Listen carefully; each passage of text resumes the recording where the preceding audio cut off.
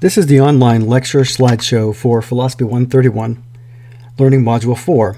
The subject is the problem of evil. This is part 1 of 2 parts. See Learning Module 4, the problem of evil. Evil is, at least, any bad state of affairs, wrongful action, or character flaw that appears to be unnecessary or pointless. If it is real, and not merely apparent, then it has serious implications for several mainstream religions. There is much controversy over whether evil is real or illusory, and whether it is compatible with or undermines a belief in the Judeo-Christian Muslim God. In this section, we will focus on defining and explaining evil. We also aim to understand what, if anything, it implies for religious belief and practice. The specific learning objectives for this slideshow are answers to these questions. What is evil? Why is evil a problem for theists? What possible solutions to the problem of evil are there? How do some philosophers resolve the problem of evil? What viable options are there for people who wonder whether evil and God are compatible? This is a trigger warning. A trigger warning is a statement at the start of a piece of writing, video, etc., which alerts the reader or viewer to the fact that it contains potentially distressing material. So be advised, material, examples, and arguments I present in this slideshow might offend your sensibilities or cause you to recall actual trauma. Traumatizing people or offending them is never my intent, but it is sometimes an unavoidable consequence of realistic discussion and serious philosophical analysis. Thinking about this material in the way I present it is essential to your understanding the reality and depth of the problem of evil. It will probably at least make you sad or irritated. It makes me sad and irritated. Now you can't say you were not prepared for this. Question 1. What is evil? Evil is essentially unnecessary harm or suffering. For example, doing or enabling or allowing unnecessary suffering is evil when one can stop it or prevent it. Not all suffering is evil. We focus on the sort of suffering which is excessive or pointless. For now, let us assume that evil is real. There are 2 kinds of evil, natural and moral, each with 2 subcategories based on what causes it. Some people deny the natural evil. So what's natural evil? This is when natural events uncaused by humans, cause much unnecessary suffering. For instance, disease, famine, fires, floods, earthquakes, etc. There are 2 forms of this: nature on humans, natural evil, and nature on non-humans, natural evil. Okay, so there's also moral evil. And moral evil is the excessive suffering inflicted on humans and non-human animals by humans. Moral evil is the evil humans do. Abuse, lying, murder, rape, genocide, slavery, cruelty, torture, terrorism, slaughter for fun and profit. There are 2 kinds of this. There's the sort where humans do, allow, or enable evil done to fellow humans. Or humans do evil on non-humans, say animals or even an ecosystem. Okay, here are some possible examples of evil. Natural evil would be, for instance, earthquakes and tsunamis. A moral evil might be rape. Someone stealing food from someone who is starving. This could be a moral or a natural evil. Natural evil.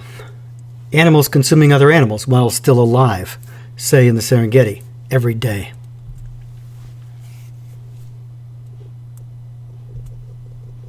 Moral evil. Executing prisoners. Natural evil. Forest fires. Animal sacrifice in religious rituals. Natural evil or moral evil. Moral evil. Oil spills. Accidental, but these could be avoided. Is evil real? Denying that evil is real or calling it an illusion amounts to saying that genocide, terrorism, murder, rape, torture, earthquakes, tidal waves, volcanic eruptions, plagues, and starving children are not bad or are somehow good. But everything is not awesome. How is murder, rape, torture ever good? Question 2. Why is evil a problem for theists? 4 questions attributed to Epicurus. If God is able but not willing to prevent evil, then God is not all good. If God is willing but not able to prevent evil, then God is not all powerful. If God is not willing and not able to prevent evil, then why is God revered? If God is both willing and able to prevent evil, then why is there evil? The problem is at least 3 problems. Suppose evil is any unnecessary, excessive, or pointless pain and suffering. If we accept this description, then there appear to be at least 3 problems. Why is there any evil? Why is there so much? Given that there is evil, why believe in God rather than not believe? Notice that an answer to number 1, why is there any evil, will not be a good enough answer to number 2, why is there so much? How is question 3 a problem? What, if anything, has the Judeo-Christian Muslim God to do with evil? After all, isn't evil only what men do? We focus especially on question 3, and I'll call this the big problem. Logical arguments demonstrate the big problem. According to the Judeo-Christian Muslim conception of God, God is all-powerful, omnipotent, all-knowing, omniscient, and all-good, omnibenevolent.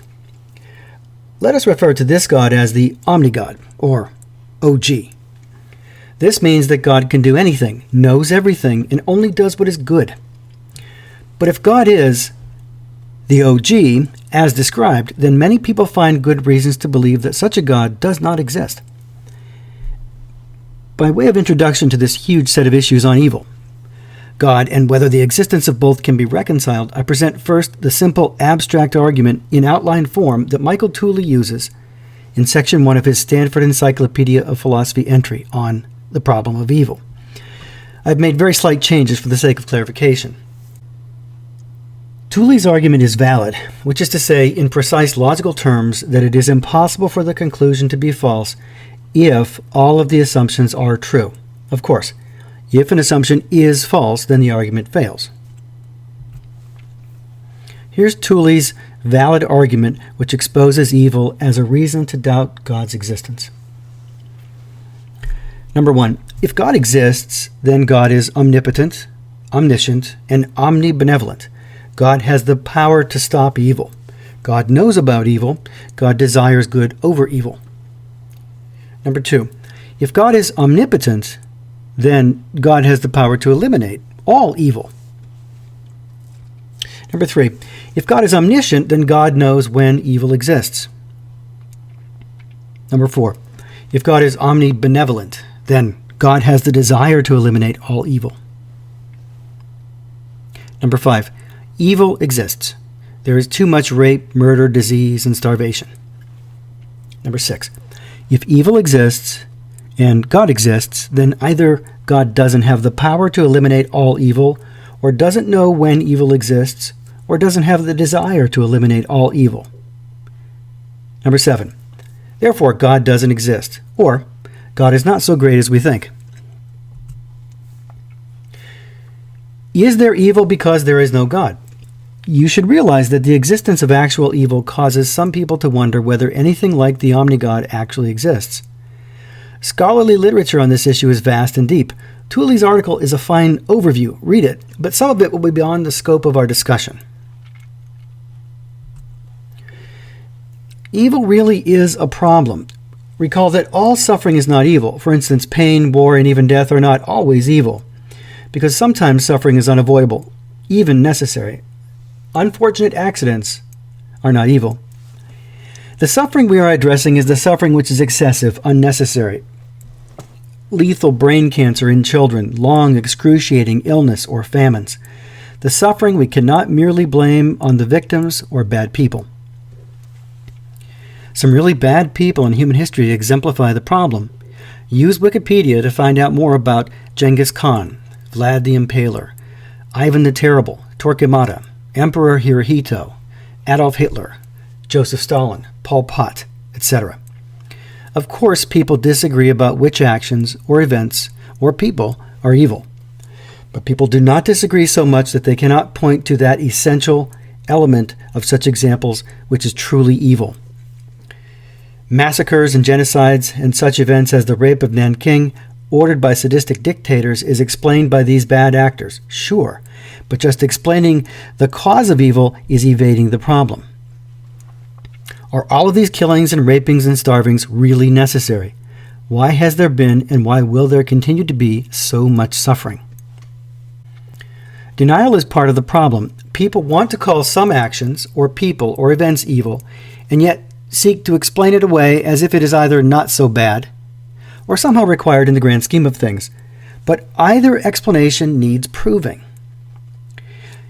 If one asserts seriously that no suffering is evil, or evil is illusory, then you have to convince people whose children are ravaged by cancer, or raped by family members, or killed by terrorists, that their suffering is not evil, and that, in fact, such suffering cannot be avoided, since it is necessary to God's divine plan for redemption, salvation, or whatever. It's not enough to explain some evil, or the greatest of evils. One must justify any and every evil, for God is not good or great if any of it is unnecessary.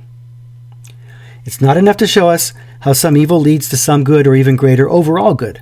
We have to show why any specific evil is the only way to accomplish some good. If anybody could bring about good without so much evil, God could.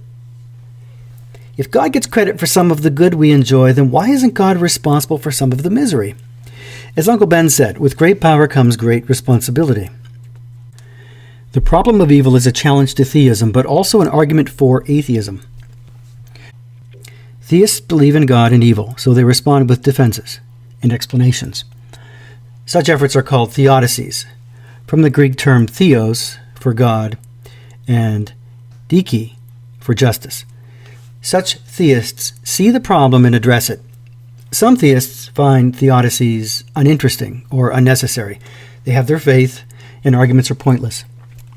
Atheists, who are not convinced that any gods exist, but that too much evil exists, find that the best explanation for the actual evil that exists is that there is no God to prevent it. Some atheists are interested in theodicies since reconciling evil would make God's existence less improbable.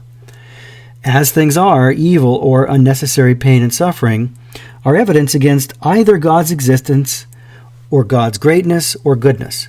It's a problem. Some atheists are not interested in theodicies. They do not believe in God because of a lack of evidence. Evil is really awful, and cruel people and random accidents explain it. We just have to deal with it.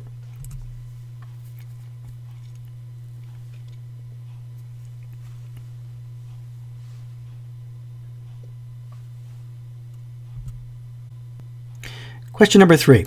What possible solutions to the problem of evil are there? Here are what I will call the top 10 solutions to the problem of evil. Number 1. Evil is necessary, or the evil is good solution. Number 2. Accept atheism. There is evil because there are no gods to prevent it. Solution 3. There is no evil other than the evils that men do. Solution 4. Evil is deserved, or call this the original sin solution. We are born morally depraved and need punishing, saving, redemption, etc. God's test, judge, punish. Solution 5. The devil made me do it, or it's the devil's work solution. Solution 6. Evil is temporary, or the heavenly reward solution. Number 7. The evil is just the absence of good solution. Number 8. Change the definition of God's solution. God is not perfect, all-powerful, all-good, or adopt a lesser God. Number 9. Adopt another religious perspective solution. Reincarnation happens, or evil, like souls and gods, is illusory. Solution number 10. Give up by saying, that's just the way it is, and stop using the term evil. Consider the evil is deserved or the original sin solution. The Hebrew Bible implies that evils in the world result from the original sin of Adam and Eve. See Genesis chapter 3. We are all children of Adam and Eve who violated God's command in the Garden of Eden. So we are all morally weak. No one is innocent. No one deserves total happiness, a life free from misery and suffering. Since no one deserves to be happy, no injustice is done if anyone suffers, even if the suffering person happens to be a child. Children are not truly innocent since they have this potential for sin, which afflicts the whole human race. Evil is divine justice, since we are all sinners. Problem. How is it fair to punish anyone for the sins of their ancestors? Children are innocent because they have not yet done anything wrong, whatever their natural inclinations or God-given moral weaknesses might be.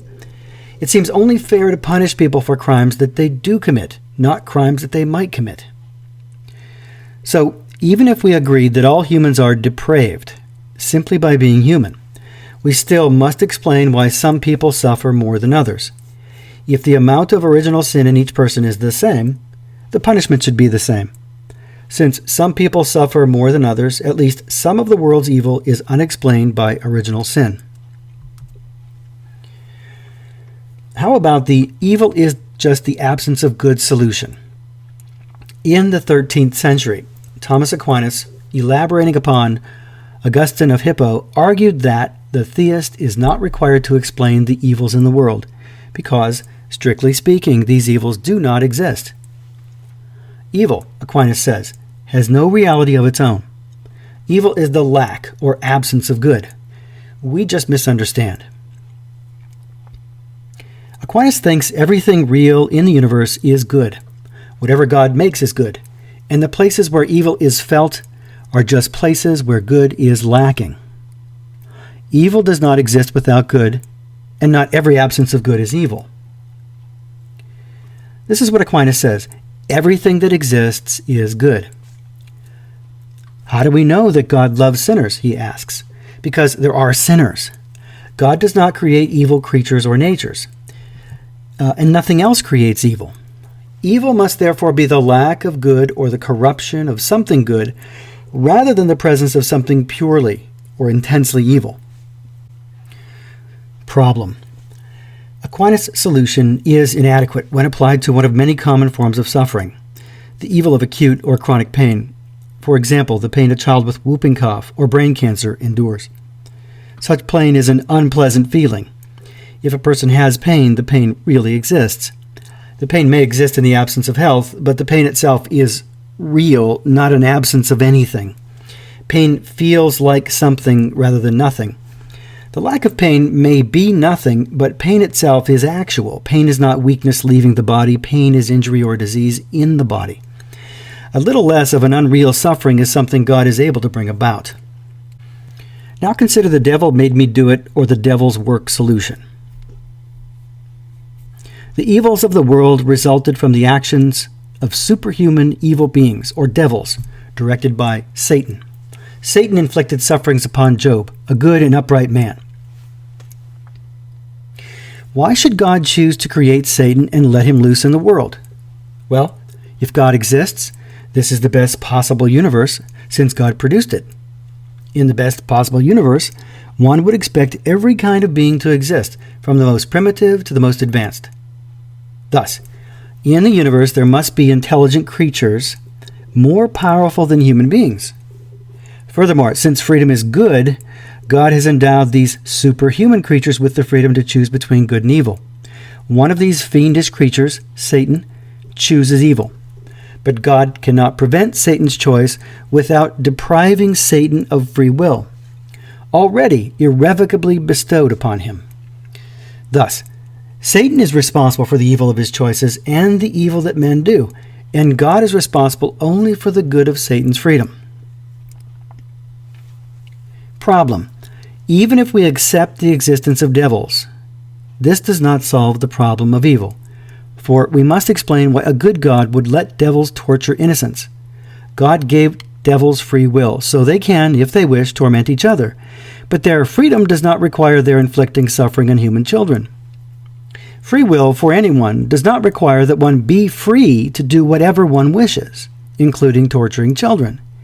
If that were true, beings would lack free will simply because they cannot fly. What about the evil is temporary, or the heavenly reward solution? Some people have faith that the misery of the innocent on earth is compensated by rewards in heaven. Their suffering is temporary. Scripture implies that suffering during life is counterbalanced by eternal bliss after death, which is guaranteed to all children who suffer and die. Blessed are the poor in spirit, for theirs is the kingdom of heaven. Blessed are the pure in heart, for they shall see God. Matthew chapter 5. The heavenly reward solution implies that it is okay that children suffer if this suffering makes them better off later. But this is unconvincing. Suppose a clever, sadistic billionaire who evades capture and prosecution kidnaps and molests a child for 7 days. He then releases the child and anonymously establishes a trust fund for $1 million in the child's name. He and his rich pedophile friends do this sort of thing regularly. Even if we think that, on balance, the child is better off after the torture than before, he is richer, we don't believe such actions are acceptable or justified. It seems similarly difficult to think God would be good and just, even if he sets aside greater rewards in heaven for children, molested or otherwise, victims of circumstance and misfortune. Another solution. We could change the definition of God. Perhaps God is not perfect. So atheists go too far when they reject the existence of any God whatsoever. Perhaps God is not what we think. Perhaps God is not exactly as the Bible and the Quran and religious people say. Religious interpreters, prophets, specialists project their wishes and hopes onto an inconsistent concept of God. They might be mistaken, and yet some sort of God or gods still could exist. Maybe God has limits. Perhaps God is not perfect. The following valid argument demonstrates this point. Number one, if God is all-powerful, then God would be able to abolish evil. Number two, if God is all good, then God would not allow evil to be. Number three, either God is not able to abolish evil or God allows evil to be. Number four, therefore, either God is not all-powerful or God is not all good. Problem. If we accept this revised concept of God, given the way the world is, then we are no longer operating with the mainstream Judeo-Christian Muslim concept of God. Perhaps this is a satisfactory resolution, since the Judeo-Christian Muslim conception of God seems to have irreconcilable attributes. Recall Epicurus' questions on a previous slide. So let's focus on solutions 1 and 2. I think these are the most viable solutions. Number 1, again, evil is necessary or evil is good solution. And number 2, accept atheism. That is, there is evil because there are no gods to prevent it. There are also 2 related non-solutions which usually get raised by apologists.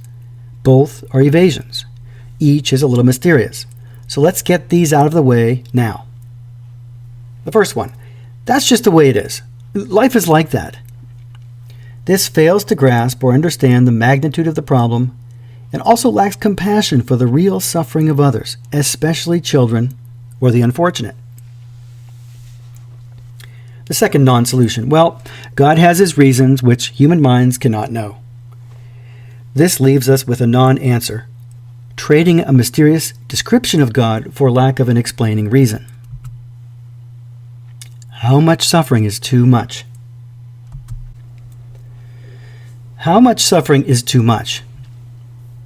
In the 1300s, the bubonic plague killed over 200 million people. In the 1550s, a Chinese earthquake killed over 830,000 people. It has been called the worst natural disaster in human history.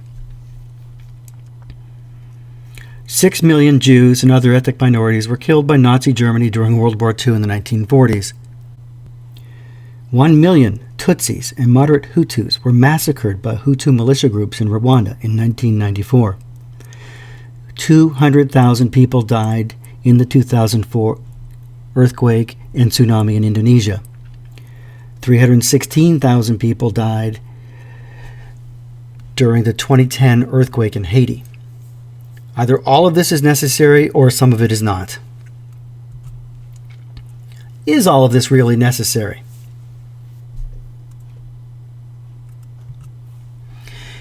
People do not understand the implications of embracing the evil is necessary solution.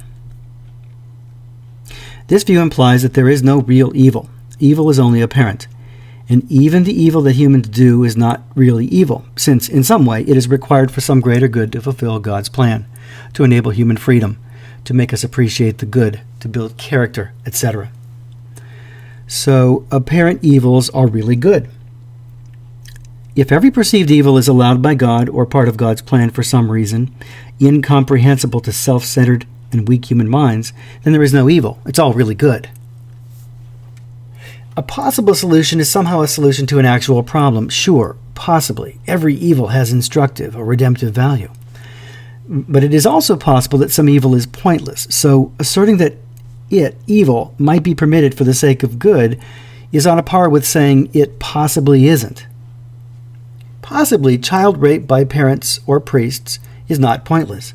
But then again, possibly it is. Possibly it is not necessary after all. We must reclassify evil as good. Think about this. Are we prepared to say that the September 11th attacks or genocides in human history were really necessary? Okay, I'll take a break here. In part 2, I'll discuss question 4. How do some philosophers resolve the problem of evil? So this is the end of Learning Module 4 slideshow, part 1 of 2 parts. Look for the second part.